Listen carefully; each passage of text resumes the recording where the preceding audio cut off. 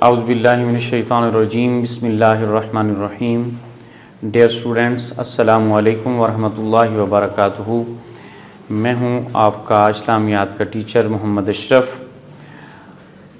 Aspire college Jhang online classes में एक मरतबा फिर खुश आमदीद। आज हम जिस मौजू के हवाले से पढ़ने जा रहे हैं वो है हुकूकुल इबाद। सबसे पहले हम हुकूकुल इबाद की तारीफ़ देखेंगे और अहम निकात के अंदर जो चीज़ें दर्ज हैं इनके हवाले से हम पढ़ेंगे। हुकूकुल इबाद में हुकूक का लुग़वी और इस्तिलाही माना, फिर हुकूक से हुकूकुल इबाद का माना क्या होता है, फिर उसके बाद हुकूक की अक़साम कितनी हैं, हुकूकुल्लाह की तारीफ़ क्या है, और फिर हुकूकुल इबाद की तारीफ़ और अहमियत, और वालिदैन के हुकूक और औलाद के फ़राइज़, यानी वालिदैन के जो हुकूक होंगे वो औलाद के फ़राइज़ होंगे, वालिदैन के एहसानात, हुकूक वालिदैन और हुक्म कुरानी, इसको हम पढ़ेंगे। और जिस वक्त हम वालिदैन के हुकूक की बात करेंगे तो उसमें फिर हम वालिदैन के जो हुकूक हैं उसमें हुस्न सलूक, फर्माबरदारी, अदब व एहतराम, खिदमत गुजारी और दुआए मगफिरत, इस हवाले से हम आज के इस टॉपिक में पढ़ेंगे। तो सबसे पहले अजीज़ तलिबा आते हैं हुकूकुल इबाद की। तो हुकूक हक की जमा है और इबाद अब्द की जमा है। अब हुकूक हक की जमा, तो हक का जो माना है वो हमें देखना होगा। हुकूक हक की जमा है जिसका माना फ़र्ज, ज़िम्मेदारी वगैरह के हैं, यानी हक का जो माना है वो फ़र्ज है, ज़िम्मेदारी है। और इबाद अब्द की जमा है तो इसका माना हुआ हुकूकुल इबाद का बंदों के हुकूक या बंदों की दूसरे बंदों पर, बंदों के बंदों पर जो हुकूक लाजिम आते हैं, जो जिम्मेदारियां लाजिम आती हैं, हम उनके हवाले से पढ़ने जा रहे हैं। आपके सामने एक डायग्राम भी बनाया गया है जिसमें हम अक़साम को देखते हैं। असल में अक़साम की तरफ आने से पहले हम जो है हुकूक की इस्तिलाही तारीफ जो है वो भी जान लेते हैं, उसके बाद हम फिर हुकूक की अक़साम की तरफ आएंगे। हुकूक से मुराद ऐसी जिम्मेदारियां हैं जो दूसरों के लिए अदा की जाती हैं, जिसमें बंदा खुद जो है वो तकलीफ में होता है और तकलीफ उठाता है, अपने आप को तकलीफ में डालकर वो दूसरों को नफा पहुंचाता है। यानी इंसान खुद को तकलीफ में डालकर दूसरों को नफा और फायदा जो है वो देता है। ऐसी जिम्मेदारियां उनको हुकूक कहते हैं। अब हुकूक की अक़साम में आते हैं तो हुकूक की दो किस्में हैं, हुकूकुल्लाह और हुकूकुल इबाद। हुकूकुल्लाह के हवाले से हम पहले पढ़ चुके हैं, जो कि आपकी स्क्रीन पे आपको नजर भी आ रहा है बोर्ड पे। हुकूकुल्लाह में कलमा है, नमाज है, रोजा है, हज है, ज़कात है, अल्लाह ताला की मोहब्बत और इताअत है, ये अल्लाह ताला के हुकूक हैं। यानी हुकूकुल्लाह ऐसी जिम्मेदारियां जो अल्लाह रब्बुल इज़्ज़त की तरफ से जो है वो बंदों पर होती हैं, ऐसे हुकूक जो अल्लाह ताला की तरफ से बंदों पर लाजिम या फर्ज हैं। और इसके बाद जो है हुकूकुल इबाद की तरफ आते हैं। तो हुकूकुल इबाद की जैसे तारीफ आपके सामने लिखी गई है कि हुकूकुल इबाद से वो हुकूक मुराद हैं जो अल्लाह ताला ने बंदों के बंदों पर फर्ज किए हैं।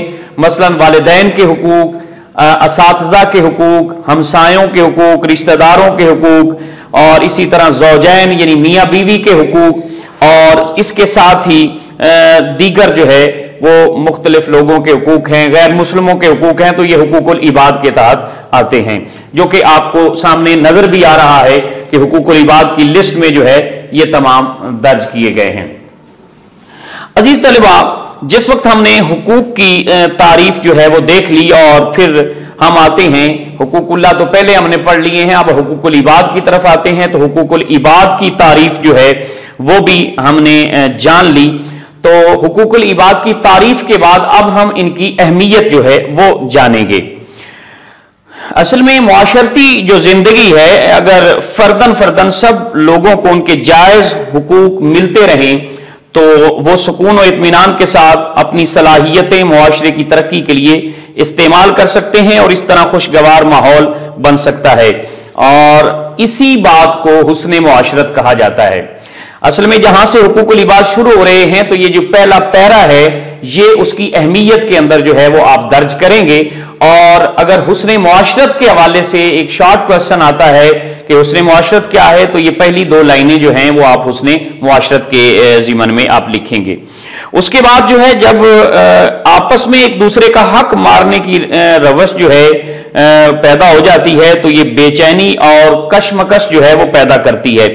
इससे नुकसान क्या होता है कि मुआशरे का नज्म जो है वो बिगड़ता है और तखरीबी रुझानात तामीरी सलाहियतों को मफलूज कर देते हैं, तो ये उसका नुकसान होता है। अल्लाह ताला ने इस बारे में इंसान को अपनी हिदायत से महरूम नहीं रखा।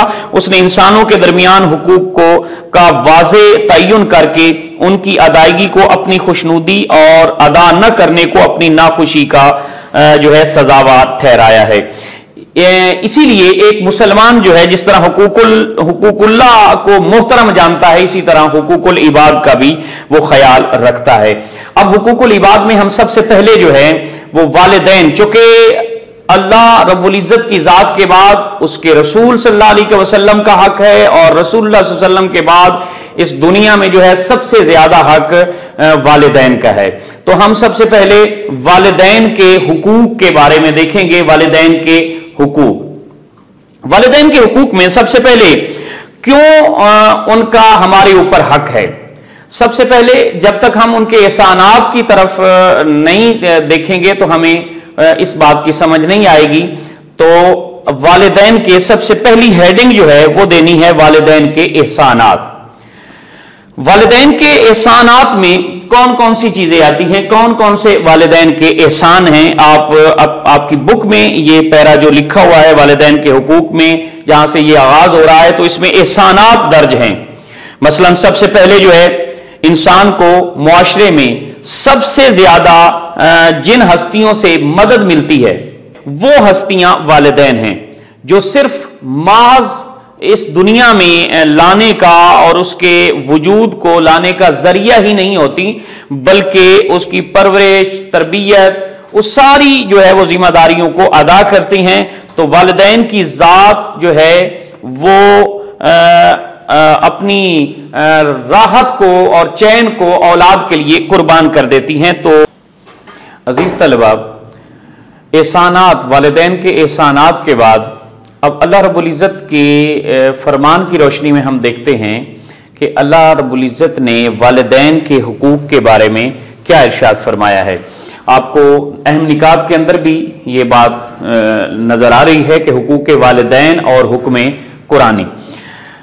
आपकी किताब भी आप अगर खोलेंगे तो उसमें 35 पेज पे पहली आयत जो लिखी गई है वो क़दा रब्बुका अल्ला ताबुदु इल्ला इय्याहु व बिल वालिदैनि इहसाना इम्मा यबलुगन्ना इंदकल किबरा अहदहुमा औ किलाहुमा फला तकुल लहुमा उफ़्फ़िन वला तनहरहुमा वकुल लहुमा कौलन करीमा वख्फिद लहुमा जनाह ज़ुल्लि मिनर रहमति वकुर रब्बिरहमहुमा कमा रब्बयानी सगीरा।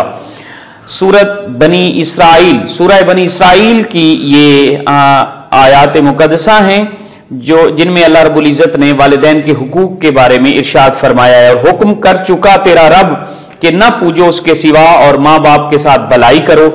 अगर पहुंच जाए तेरे सामने बुढ़ापे को और एक उनमें से या दोनों, तो न कहे उनको उफ भी और न झिड़क उनको और कहे उनसे बात अदब की और झुका दे उनके आगे कंधे आजिजी कर नियाजबंदी से और कह ए रब उन पर रहम कर जैसा पाला उन्होंने मुझको छोटा सा।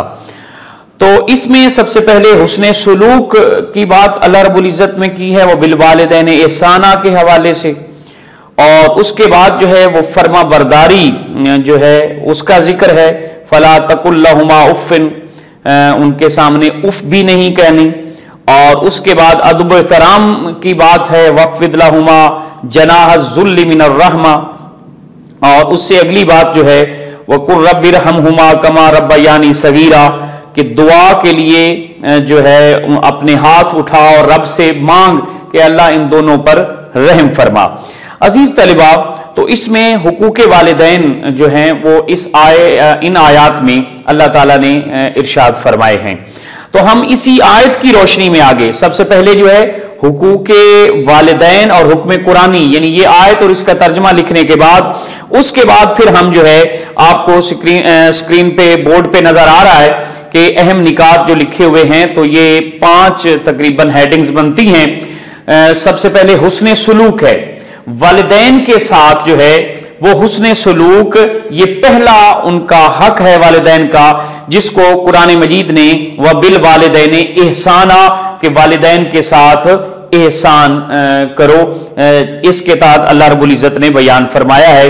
تو حسن سلوک، اور یہ جو ہے 5 جو ہیڈنگز ہیں، اس کی تفصیل بھی آپ کو لیکچر کے آخر میں سکرین پہ نظر آ جائے گی، آپ اس کو دیکھ کر بھی اس کو نوٹ کر لیں، اور ابھی ان کی وضاحت جو ہے وہ آپ سن لیں کہ والدین کے ساتھ حسن سلوک کرنا یہ ان کا پہلا حق ہے۔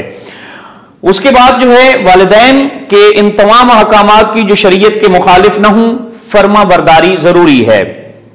اگر کوئی وہ ایسا حکم دیتے ہیں جو کہ شریعت کے خلاف ہے تو اس کی پیروی اور اس کی اطاعت نہیں کی جائے گی، اور اس کے علاوہ جتنے بھی ان کے ارشادات ہیں تو اس کو ماننا جو ہے ضروری ہے۔ نبی کریم صلی اللہ علیہ وسلم کا ارشاد ہے، بے شک اللہ نے تم پر ماؤں کی نافرمانی حرام کی ہے، اور اس کے علاوہ ایک اور حدیث پاک کے اندر ہے کہ خوشبو، جنت کی جو خوشبو ہے وہ 500 میل کی مسافت سے محسوس ہوگی، لیکن والدین کی نافرمانی کرنے والے اس سے محروم رہیں گے۔ تو یہ والدین کی نافرمانی جو ہے یہ بہت بڑا جو ہے محرومی کا سبب ہے، تو ان کی فرما برداری جو انسان کرے گا تو یقیناً اللہ تعالیٰ اسے جزا عطا فرمائے گا۔ اسی کا ذکر جو ہے وہ اوپر جو آپ نے آیات قرآنی کے ضمن میں، یعنی حکم قرآنی کے حوالے سے جو آیت سورہ بنی اسرائیل کی وہ پہلے آپ کو سنائی گئی ہے اور آپ کی کتاب میں بھی موجود ہے، تو اس کے اندر جو ہے فَلَا تَقُلْ لَهُمَا أُفٍّ وَلَا تَنْهَرْهُمَا یہ ذکر کی گئی ہے، اور والدین کے ساتھ احسان کرو، اور اس میں آگے جو ہے وہ کہا گیا کہ ان کو اف تک جو ہے وہ نہ کہو۔ اس کے بعد عزیز طلبہ، ادب و احترام، والدین کا ادب و احترام یہ ان کا تیسرا حق ہے کہ انسان وَخْفِضْ لَهُمَا جَنَاحَ الذُّلِّ مِنَ الرَّحْمَةِ، ان دونوں کے آگے عاجزی کے ساتھ اپنے بازو جھکائے رکھو، یعنی والدین کے ادب و احترام کی اہمیت اس سے واضح ہوتی ہے۔ چوتھے نمبر پر خدمت، والدین کی خدمت جو ہے، خدمت گزاری، یہ چوتھا نمبر ہے۔ والدین کی خدمت پر جتنا ثواب ہے اتنا کسی اور کام پر ثواب نہیں ہے۔ نبی کریم صلی اللہ علیہ وسلم نے ایک دفعہ منبر پہ جو ہے وہ تشریف فرما ہوئے اور ارشاد فرمایا کہ وہ شخص ذلیل و خوار ہوا، وہ شخص ذلیل و خوار ہوا، وہ شخص ذلیل و خوار ہوا۔ صحابہ اکرام رضوان اللہ تعالی علیہم اجمعین نے آپ صلی اللہ علیہ وسلم سے عرض کیا کہ یا رسول اللہ صلی اللہ علیہ وسلم وہ کون ہے جس کے متعلق آپ ارشاد فرما رہے ہیں کہ وہ خوار ہوا؟ تو آپ صلی اللہ علیہ وسلم نے ارشاد فرمایا وہ شخص جس نے ماں باپ یا ان میں سے کسی ایک کو بڑھاپے میں پایا اور پھر ان کی خدمت کر کے جنت میں نہ گیا۔ تو والدین کی خدمت کرنا جنت میں جانے کا سبب ہے، اور خدمت نہ کرنا یہ یقیناً بہت بڑی محرومی ہے۔ عزیز طلباء، اس کے بعد جو ہے چوتھے نمبر پر خدمت گزاری کے بعد جو ہے ہم پانچواں نمبر کی طرف آئیں گے، وہ ہے دعائے مغفرت۔ یہ حق ہے والدین کا کہ وہ دنیا میں موجود ہوں تو تب بھی انہیں اپنی دعاؤں میں یاد رکھنا چاہیے، اور اگر دنیا سے تشریف لے جائیں تو اس کے بعد بھی انہیں اپنی دعاؤں میں یاد رکھنا چاہیے۔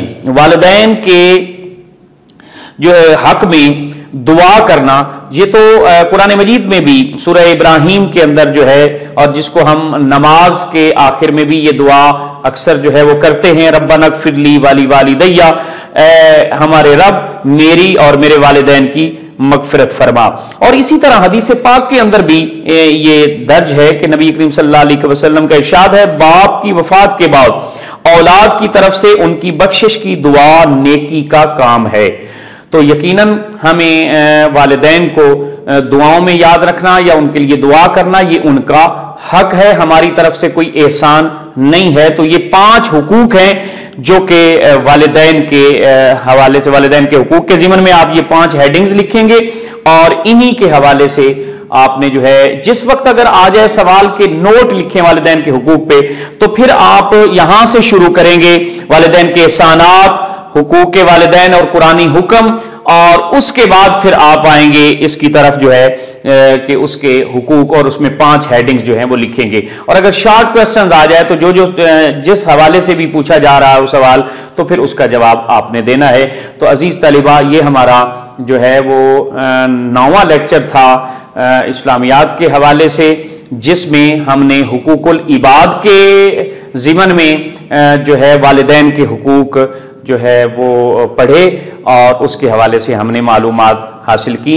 आपको आखिर में स्क्रीन पे ये पूरा जो लेक्चर है वो तहरीरन भी आपको नजर आ जाएगा और उसके मुताबिक आपने नोट्स बनाने हैं, और शॉर्ट क्वेश्चन जो हैं वो भी आपको आखिर में जो है वो दे दिए जाएंगे, और उन शॉर्ट क्वेश्चंस के आपने जवाब भी लिखकर भेजने हैं। अजीज तलिबा, आप इस बात का ख्याल रखा करें कि जो चीज़ आपको यहाँ पे लेक्चर में बताई जाती है उसको तवज्जो से सुना करें और अपनी असाइनमेंट जो है बर वक्त जो है वो भेजा करें। वस्सलाम।